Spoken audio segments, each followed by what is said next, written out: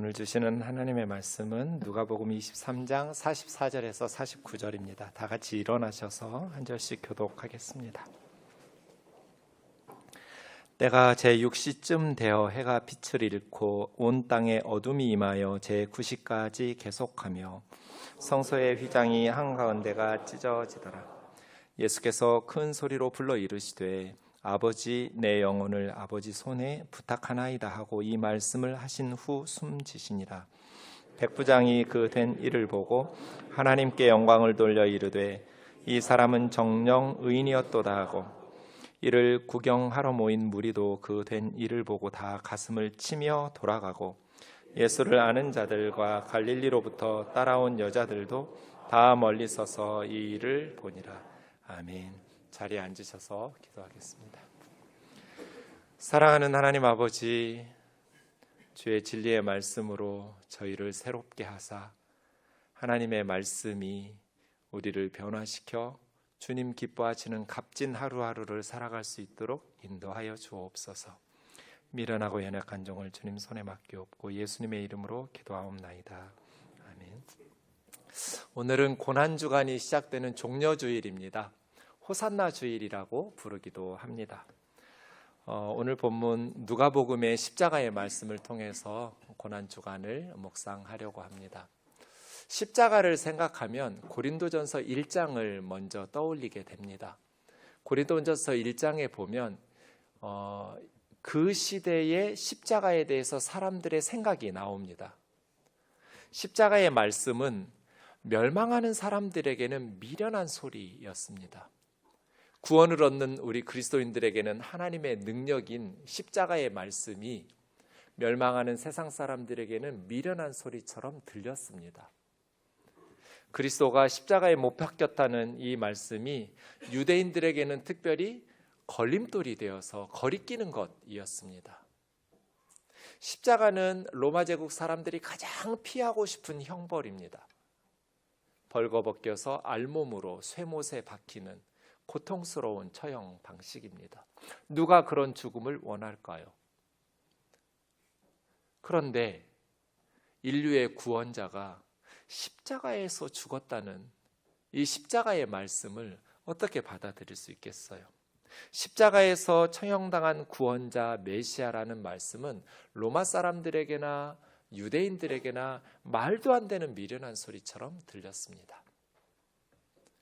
로마의 정치인이면서 변호사였던 키케로는 국가론에서 이렇게 말합니다. 십자가는 가장 잔인하고 구역질 나는 형벌이다. 십자가라는 단어 자체를 로마 시민에게서 생각이나 눈, 귀에서조차 제거해야 된다. 십자가의 실제적인 집행뿐 아니라 이 단어란 십자가라는 언급도 로마 사람들과 자유인들에게는 합당하지 않다. 그만큼 잔인하고 구역질 나는 처형 방식이어서 십자가형을 없애야 된다라고 주장하는 로마인들도 많았습니다. 그런데 십자가에서 죽은 메시아라니, 인류의 구원자라니 어떻게 들리겠어요?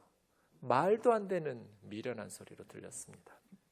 특별히 유대인들에게 십자가의 말씀은 거리끼는 것이었습니다. 왜냐하면 신명기 21장 22절 23절의 말씀 때문에 그렇습니다. 신명기 21장에 보면 사람이 죽을 죄를 지어서 죽여서 나무에 달았을 때 산 죄수를 나무에 달아 죽이는 십자가형이 아니라 죽인 후에 시체를 나무에 다는 겁니다.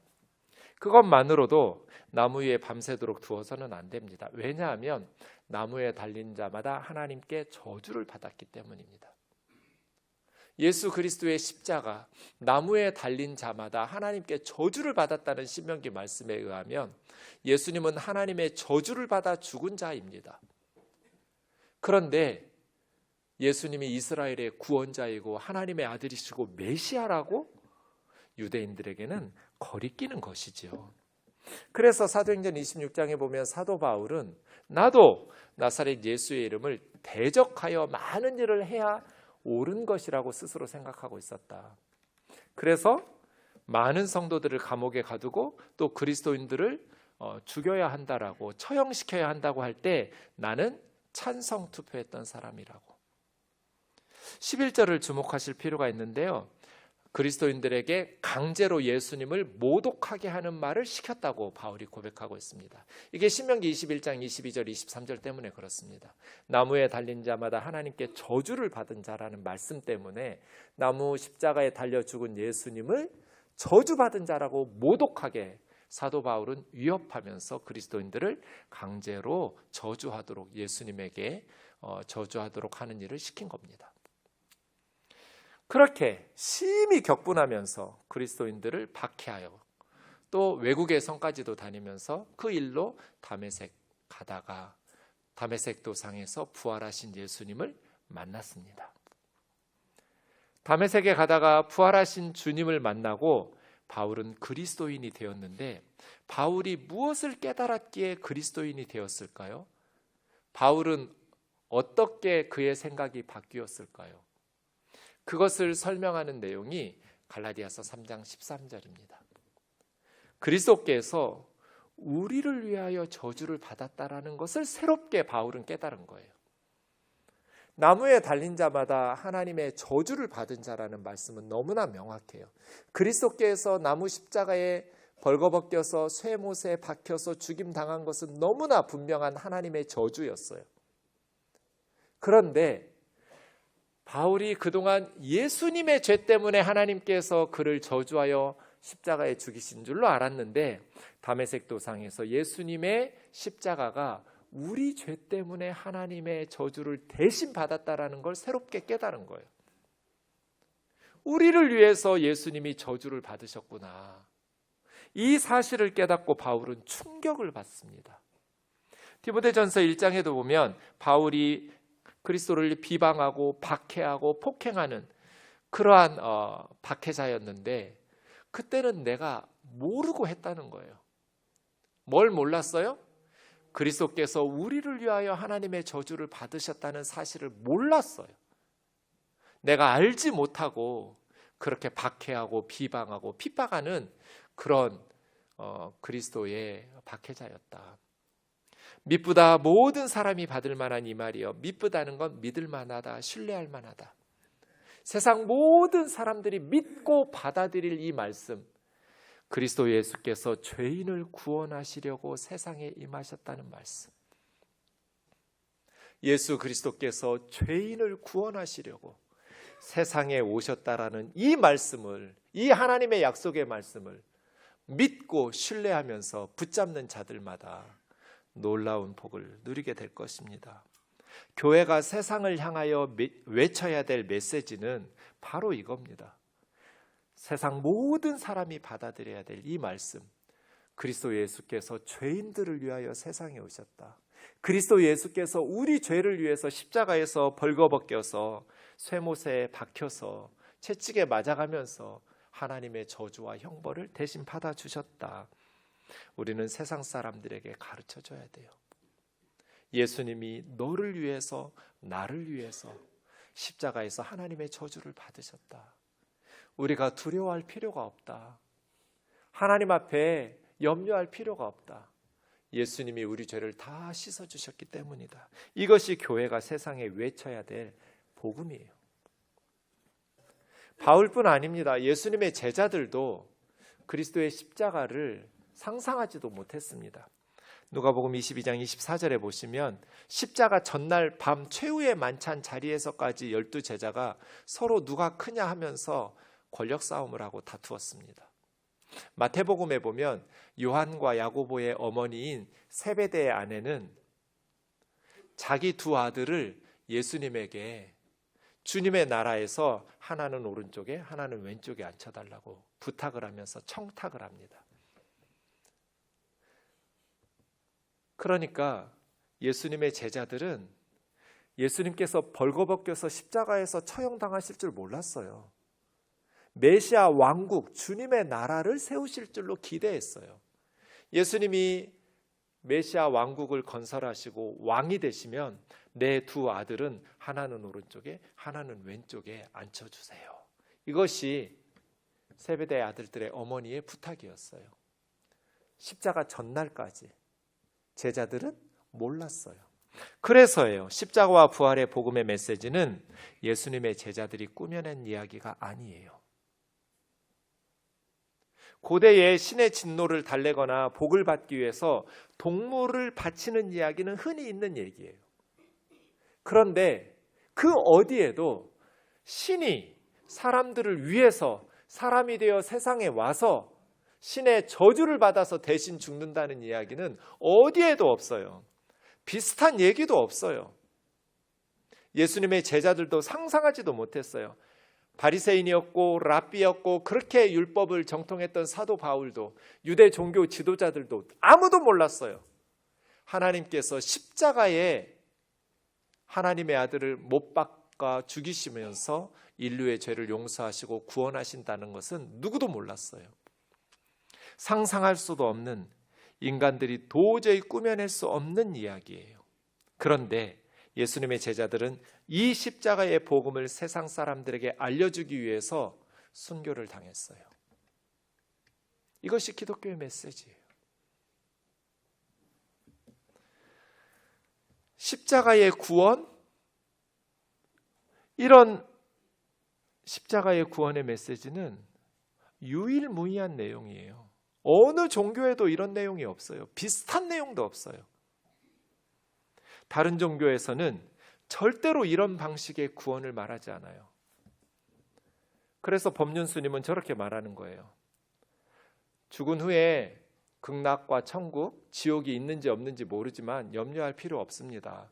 지금 이 세상에서 바르게 살면 극락이 있으면 극락 갈 거고 지옥이 있어도 지옥에는 안 갈 테니까 염려할 필요가 없다고 말해요. 착하게 살면 된다고, 바르게 살면 된다고. 그런데 성경은 뭐라고 그래요? 모든 사람이 죄를 범하였음에 하나님의 영광에 이르지 못하더니 천국 못 간다고 말해요. 저는 법륜 스님 만나면 꼭 물어보고 싶어요. 스님, 저는 스님이 착한 분이고 지혜로우신 분이라는 걸 인정합니다. 그런데 스님은 바르게 살아지시던가요? 나는 목사인데 바르게 못 살겠던데. 날마다 생각으로 말로 행동으로 죄 지으면서 살던데 스님은 바르게 살아지시던가요? 궁금해요. 성경은 모든 사람이 죄를 범하였음에 하나님의 영광에 이를 수 없다고 말해요. 불교뿐 아니에요. 이슬람교도, 유대교도, 힌두교도, 세상의 모든 종교는 바르게 살면, 신의 뜻에 따라서 착하게 살면 지옥에는 안 간다고 가르쳐요. 기독교만 다르게 전해요. 십자가의 말씀은 세상 그 어떤 사람들도 말하지 않아요. 말할 수가 없어요. 이런 신이 없으니까요. 그래서 십자가의 말씀은 세상 사람들의 생각과 달라요. 오늘 본문 누가복음 44절부터 보시면 누가는 예수님이 숨을 거두시기 전에 두 가지 사건, 하나는 흑암이 있었고 또 하나는 성전의 휘장이 한가운데가 찢어졌어요. 그리고 47절부터 보시면 숨을 거두신 후에 세 부류 사람들의 반응을 기록하고 있습니다. 이것이 누가복음의 십자가의 말씀이에요. 그 예수님의 십자가 처형을 주관했던 로마의 백부장, 그리고 함께 그 십자가 사건을 구경하러 모였던 무리들, 그리고 예수님을 알았던 친구들, 친척들, 지인들, 제자들, 갈릴리에서부터 따라왔던 여인들, 이렇게 세 부류 사람들의 반응을 기록하고 있습니다. 먼저 흑암부터 살펴보겠습니다. 제6시면 지금으로 하면 정오입니다. 더하기 6 하면 돼요. 정오는 가장 밝을 때예요. 그런데 정오에서부터 제9시 오후 3시경까지 가장 밝아야 될 대낮에 갑자기 해가 빛을 잇고 온 땅에 어둠이 임했습니다. 이것이 무엇을 의미할까요? 이미 주님은 22장 53절에서 말씀하셨어요. 겟세마네에서 체포당하실 때 내가 날마다 너희와 함께 성전에서 가르쳤는데 그때는 너희가 내게 손을 대지 않고 체포하지 않았다. 만약 너희 말대로 내가 강도고 죄인이라서 체포하러 왔다면 왜 내가 성전에서 날마다 있을 때 나를 체포하지 않았느냐는 거예요. 왜 이 꼭두 새벽에 깜깜한 밤에 횃불을 들고 무기를 들고 찾아와서 강도를 잡듯이 나를 체포하러 왔냐는 거예요. 하지만 지금은 너희의 때이고 어둠의 권세다. 어둠의 권세라는 것은 사탄의 권세라는 뜻이고 사탄이 일하는 시간이란 뜻이거든요. 그러니까 내가 힘이 없어서 체포를 당하는 것이 아니라 하나님께서 계획하신 일을 이루기 위해서 하나님께서 어둠의 권세에 맡기셨기 때문에 이런 일들을 하고 이런 일들이 일어난다는 거거든요. 그러면 너희는 유대 종교 지도자들, 대제사장들, 서기관들, 바리새인들의 하수인으로 왔던 너희는 지금 사탄의 하수인 역할을 한다는 거예요. 어둠의 권세, 사탄의 권세에 하수인 역할을 하면서 지금 너희가 하나님께서 행하시는 일들을 수행하고 있는데 하나님께서 허락하신 어둠의 권세에 내가 너희에게 체포를 당하면서 이런 일들이 시작되었다라고 이야기하는 거예요. 어둠 속에서 주님은 십자가의 죽음을 당하시지요. 사탄의 권세, 어둠의 권세. 사탄이 마음대로 하나님의 아들을 죽일 수 있는. 그러나 하나님은 그 모든 일을 통해서 우리를 구원하신 것입니다. 두 번째로 45장부터 성소의 휘장 한가운데가 찢어졌고 예수님은 마지막으로 큰 소리로 부르시면서 아버지, 내 영혼을 아버지 손에 부탁하나이다 하고 숨을 거두셨습니다. 공관복음에 보면 누가복음뿐 아니라 예수님이 운명하실 때 성소의 휘장이 찢어졌다라는 것을 중요하게 기록하고 있습니다. 마태, 마가는 위에서부터 아래로 찢어졌다고 기록하고 있습니다. 사람들이 찢으면 밑에서부터 찢었겠죠. 성전의 휘장을 찢는다는 건 상상할 수도 없는 일이에요. 하나님께서 위에서부터 찢어 오신 거예요. 누가는 한가운데가 찢어졌다. 그렇게 기록하고 있습니다. 예수님이 십자가에서 죽으신 이유를 가장 잘 설명하는 십자가의 의미를 설명하는 사건이 성전의 휘장이 찢어진 사건입니다. 성전의 평면도를 보시면 성소 넓은 방과 지성소 좁은 방 사이에 휘장이 있습니다. 두꺼운 커튼이 있어요. 그런데 그 지성소에는 언약궤가 있고 거기에 불기둥과 구름기둥이 임해요. 하나님이 임재하신다는 상징적인 장소예요. 하나님이 계시는 곳 지성소죠. 그런데 휘장 때문에 사람들은 하나님을 만나러 갈 수가 없어요. 죄인인 인간들이 하나님 앞에 서면 하나님의 거룩한 진노의 불이 임하여 죽어요. 그래서 성경에 보면 하나님을 만나는 것은 두려운 일이에요.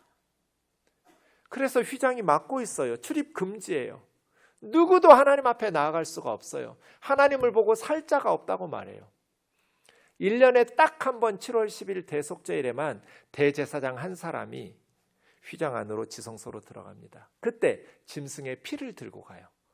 7번 뿌리고 하나님 앞에 나타나서 이스라엘 백성들의 1년 동안의 죄를 지고 회개하고 씻고 지성소를 나옵니다. 그런데 휘장은 여전히 견고하게 가로막혀 있어요. 아무리 대제사장이 짐승의 피를 가지고 가서 간절히 기도해도 아무리 위대하고 거룩하고 경건한 제사장이라 할지라도 휘장이 가로막혀 있어요. 하나님께 나아가는 길이 막혀 있다는 뜻이에요. 그런데 예수님께서 십자가에서 숨을 거두실 때 성소의 휘장이 찢어졌어요.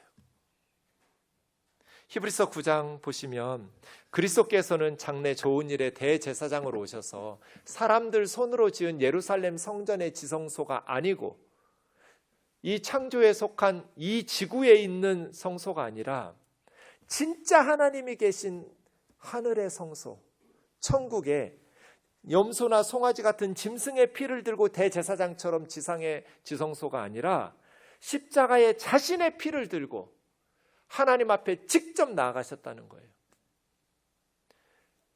우리들의 죄를 영원히 씻어주시고 영원한 속죄의 제사를 드리시고 단번에 하늘 성소에 들어가셨다. 그래서 지상에 성소의 휘장이 찢어진 겁니다. 예수님은 자신의 피를 들고 인간들이 하나님 앞에 죄 때문에 나아갈 길이 막혀 있다는 게 휘장인데 휘장을 찢으시러 세상에 오신 거예요. 하나님께 나아가는 천국 문을 활짝 열어주시려고 세상에 오신 게 예수님이에요. 그래서 히브리서 10장 19절과 20절 형제들아 우리가 예수의 피를 힘입어 성소에 들어갈 담력을 얻었나니 우리가 예수님의 피를 힘입어 하나님이 임재하시는 하나님의 집에 들어갈 용기와 담력을 얻어서 하나님 앞에 나아갈 수 있게 되었습니다. 그 하나님께 나아가는 길은 예수님께서 우리를 위해서 휘장 가운데로 열어두신, 휘장이 찢어졌어요. 하나님께 나가는 길이 열렸어요. 그동안 굳게 닫혀 있었는데 수천 년 동안 닫혀있던 휘장이 찢어졌어요. 하나님께 나아가는 길을 열어주셨어요. 휘장 가운데로 열어놓으신, 예수님이 십자가에서 죽으시기 전까지는 없었던 길이에요. 예수님이 십자가에 죽으셨을 때 휘장이 찢어져서 새로운 길, 그리고 그 길은 생명의 길이에요.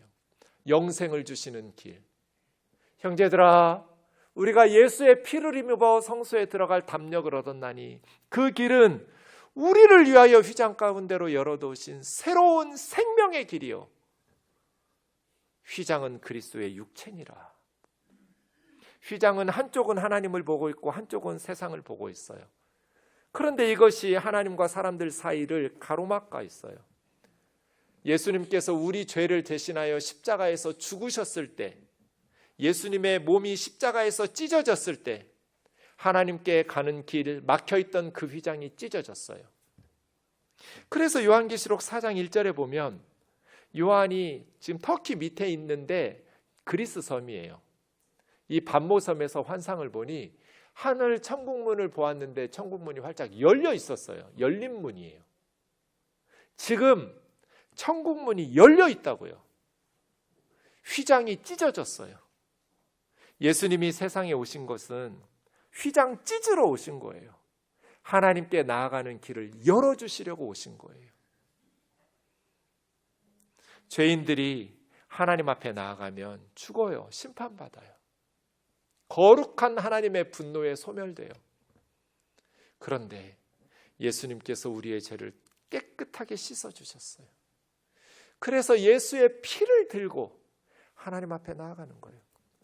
세상의 모든 종교는 법륜 스님처럼 자기가 바르게 살았다라는 것을 붙잡고 하나님의 심판대 앞에 나가요. 그런데 우리는 우리의 바른 삶, 착한 삶을 의지하지 않아요. 내가 죄인이라는 것을 인정해요. 여러분이 주무시다가 눈을 떴는데 갑자기 처음 보는 장소가 보이면 여러분 죽은 거거든요.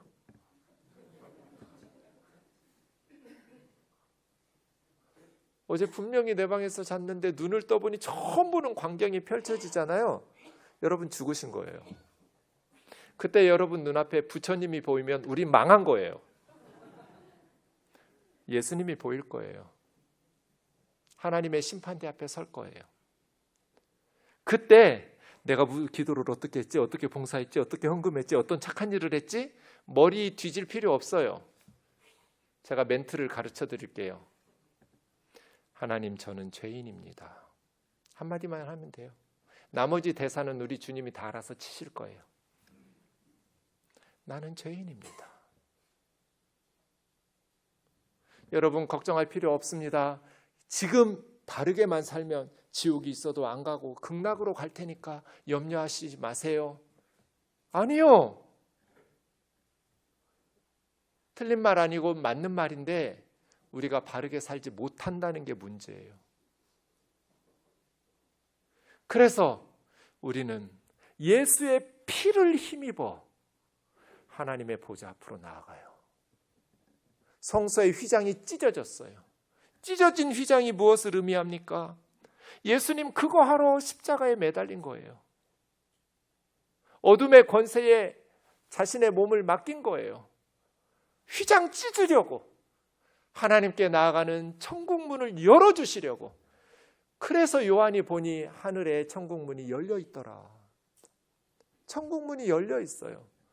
이 땅의 모든 사람들에게 천국 문이 열려 있어요. 그런데 영원히 열려 있지 않아요. 그 사람 죽으면 닫힐 거예요. 그땐 너무 늦어요. 주님 재림하시면 닫힐 거예요. 그때부터 믿으려고 하면 너무 늦어요. 지금이에요. 지금 구원받을 때예요. 지금 예수님 믿을 때예요. 십자가의 모든 사건을 주관했던 백부장이 되어진 일을 보고 이 사람은 정령 의인이었도다. 초대교회 문헌에 보면 이 백부장의 이름은 롱지너스라는 사람이에요. 누가복음에 의하면 첫 번째로 하나님께 영광 돌린 이방인이에요. 100명의 부활을 거느리는 사람이어서 백부장이에요. 마태복음에 보면 이 백부장은 예수님을 향해서 정녕 하나님의 아들이었도다 라고 고백했어요. 백부장은 무엇을 보았을까요? 이 사람은 많은 사형을 집행한 사람일 거예요. 예수님의 십자가 사건이 유일하거나 처음이지 않을 것 같아요. 로마의 군대의 핵심 전력이 백부장들이거든요. 이 사람들은 현장에서 경험을 많이 쌓은 사람들이 백부장이 돼요. 롱지너스는 수많은 십자가에 처형된 사람들을 보았을 거예요. 그런데 예수는 달랐어요. 자연현상이 일어났어요. 대낮에 해가 빛을 잇고 어두워졌어요. 지진이 일어나기도 했어요. 무엇보다도 인상적인 것은 십자가에서 죽음을 맞이하시는 예수님의 평온한 모습이에요. 누가는 예수님의 십자가의 모습이 너무나 평온했다라고 기록해요. 예수님은 십자가 위에서 자기를 향해서 조롱하고 잔인하게 비아냥거리는 하나님의 아들이라며 네가 메시아라며 내려와라. 내려오면 우리가 믿어주겠다. 머리를 흔들면서 쯧쯧거리면서 비난하고 욕하고 조롱하는 사람들을 향해서 기도했어요. 하나님, 저들의 죄를 용서해 주십시오. 자기들이 무슨 일을 하고 있는지를 모르고 저렇게 죄를 짓고 있는데 그들의 죄를 용서해 달라고, 저들에게 돌리지 말아 달라고 기도해요. 누구보다도 가까이서 백부장이 예수님의 기도를 들었어요.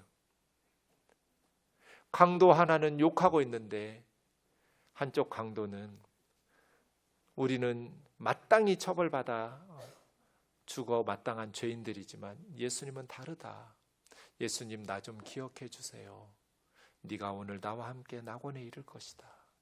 백부장이 들었어요. 그 모습을 보면서 백부장은 이 사람은 죄가 없다. 그동안 내가 처형시켰던 수많은 사형수들과 달라요. 정녕 의인이었도다. 하나님의 아들이었구나. 두 번째는 무리들입니다. 구경하러 모인 무리들이 있었습니다. 이 사람들은 가슴을 치면서 돌아갔다고 그랬습니다. 후회하면서 회개하면서. 왜요?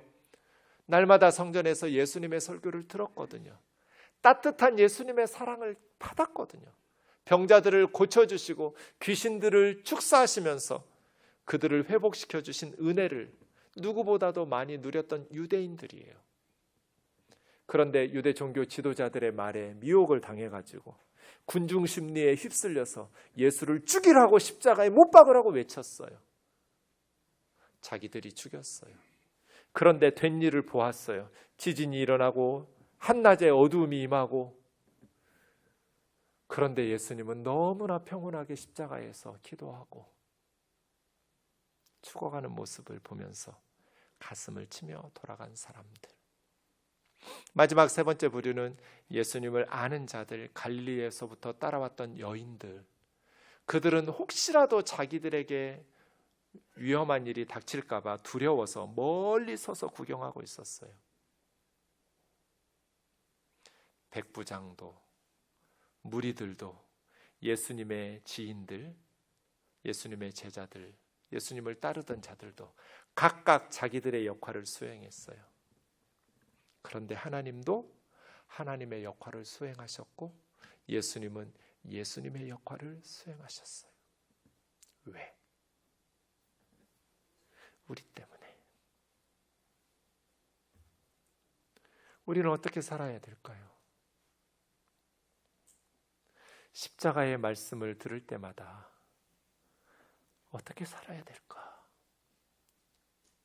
하나님의 은혜를 무엇으로 보답해야 될까? 고민스럽습니다.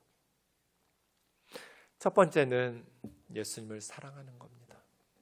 바울은 고린도전서 16장에서 주를 사랑하지 아니하는 자는 저주를 받을 거라고 이야기합니다.